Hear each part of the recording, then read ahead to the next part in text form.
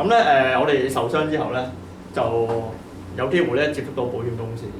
咁保險公司係啲咩角色咧？因為我哋買咗保險啦，即係僱主幫我哋買咗保險啊嘛。咁咧當我哋受傷之後咧，咁咧要俾呢啲嘅5/4人工啊、工傷病假錢咧，其實就全部都係保險公司嗰邊係要賠償㗎啦。咁所以咧喺呢個時候咧，我哋工友受傷之後咧，保險公司咧就好大機會咧要揾我哋去啲工友去傾偈。傾咩偈咧？譬如佢會去了解下個事發案發經過，點樣發生㗎呢單工傷？即係睇下你呢單嘢係咪真係工傷啦嚇，簡單啲嚟講。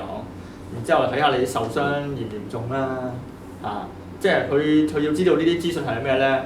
佢希望得出一個即係計算到大概保險公司要賠幾多錢俾工友，甚至乎咧佢哋會安排一啲保險公司嘅醫生嚇俾你去做檢查。咁呢啲保險公司嘅醫生咧，佢又未必係，即係佢個目的咧又唔係幫工友醫病。呢啲保險公司嘅醫生目的就係去評估一下工友究竟個傷患有幾嚴重，用嚟去計算下應該要賠償幾多錢俾工友。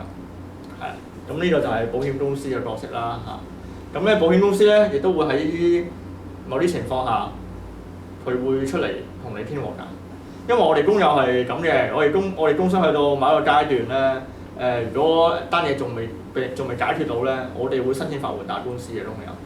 咁咧保險公司好多時候咧，佢未必咁想工友去申請法援打官司，因為咧申請法援打官司咧，我哋工友有法援，就可能只係需要俾一筆分擔費，咁就俾一筆，即係我哋理解為按金啦。咁法援處就會資助你去打官司啦，好多情況下係咁啦。但係對於保險公司嚟講，我哋揾咗法援去打官司，保險公司要揾一個律師去招呼我哋喎。咁保險公司亦都要找律師費嘅。咁所以好多情況下咧，保險公司未必咁想工友去打官司，反而想喺早階段就同工友和解。咁所以保險公司咧就好多情況下喺了解完工友嘅受傷情況，判斷下工友嗰個要康復，但係佢呢個康復計算咗賠償損失之後咧，佢就會去揾我哋去傾和解。因為和解係一個叫做我哋理解為係一個解決咗單嘢，係不分對錯、不分責任去解決單嘢嚇。咁佢喺唔承認責任嘅前提下，俾一筆賠償你，用一個商業考慮嘅角度去賠償咗呢筆錢俾工友。咁佢嘅好處就係呢單嘢完咗，工友之後就唔可以從任何途徑再追討翻保險公司嘅責任，係啦。咁同時間亦都唔驚工友之後去搞訴訟，令到保險公司要俾律師費或者俾更加多嘅錢。